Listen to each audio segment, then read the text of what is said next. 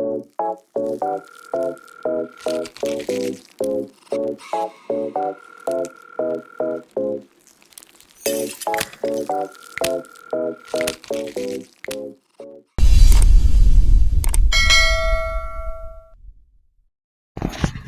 everyone, welcome back to my channel, and for today's video I am going to make an healthy banana cookies, guys. So we only need 5 ingredients.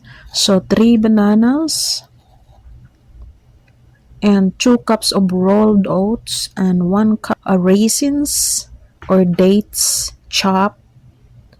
Itong ginagamit ko, guys, is I'm not using dates because we don't have dates in the house. So I use raisins, dried raisins. 1/3 cup vegetable oil and 1 teaspoon of vanilla extract. So the oven, guys, preheated oven to 350 degrees, and you have to mash the banana.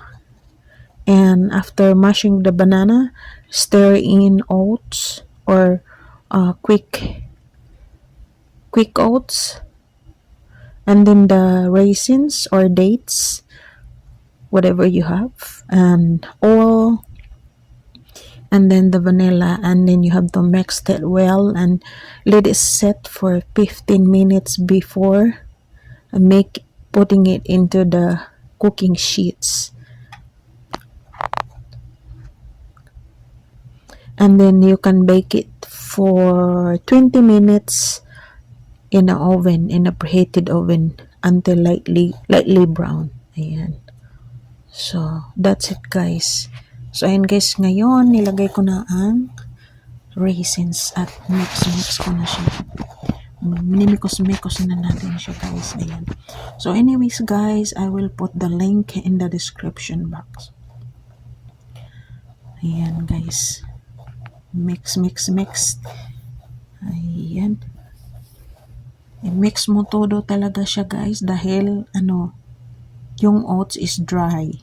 So i-mix mo talaga siya, and then cover mo siya for 15 minutes, guys. Ayan.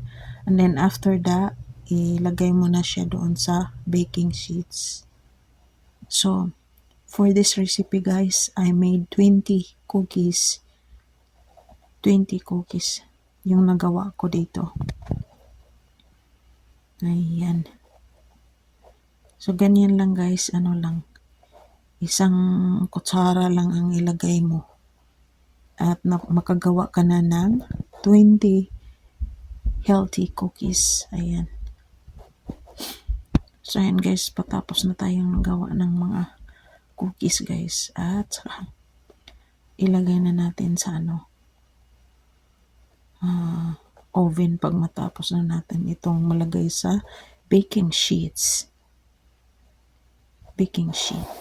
Ayan, guys, pasensya na talaga kayo, guys. Ayan,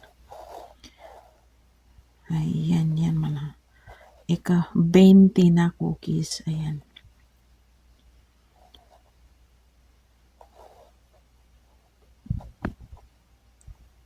So ito na, guys, ready to put in the oven na. So ilagay na natin siya sa oven. Ayan. At ito na pala, guys, luto na siya, guys. Ayan. Ito na pala yung luto na cookies. Pwede na siya kainin. Hindi siya masyadong matigas. Malambot-lambot lang siya, pero firm siya. Hindi siya nag-crumble. Ayan. So I bake it for up to 25 minutes. Ayan. So, yan, guys. Yan ang ating healthy banana cookies. At nung na-try ko siya, guys, medyo wala talaga siyang lasa na sweet. Yung sweet ay galing sa galing sa raisins. So pag gusto niyo yung medyo sweet, Pero pwede din ninyo lagyan ng sugar or whatever, brown sugar siguro. Ayan. Or applause. So that's it guys. Thanks for watching. Bye!